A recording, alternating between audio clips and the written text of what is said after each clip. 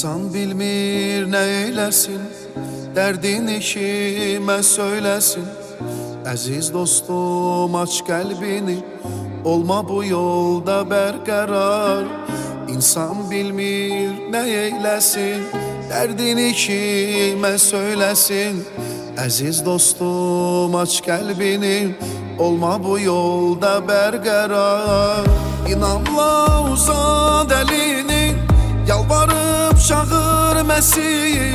Alarsan tesellini, yüreğinde sen. İnanla uzat elini, yalvarıp çağır Mesih. Alarsan tesellini, yüreğinde sen. Şöhret olsun atamıza, çatar göz arzumuza.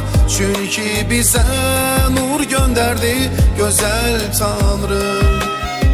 Şöhret olsun atamıza, çatar göz arzumuza. Çünkü bize nur gönderdi güzel Tanrım.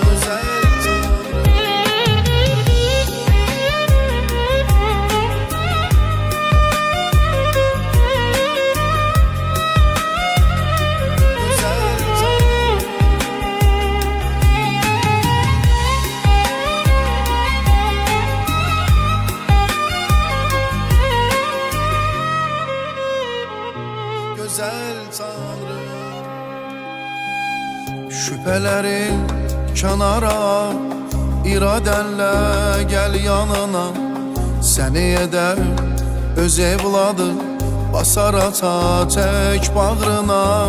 Şüphelerin kenara, iradenle gel yanına. Seni eder öz evladı, basar ata tek bağrına. İnanla uzat elini, yalvarıp çağır Mesih. Alarsan tesellini, yüreğinde sen. İnanla uzat elini, yalvarıp çağır Mesih. Alarsan tesellini, yüreğinde sen. Şöhret olsun atamıza, çatar göz arzumuza. Çünkü bize nur gönderdi güzel Tanrım. Şöhret olsun atamıza, çatar göz arzumuza.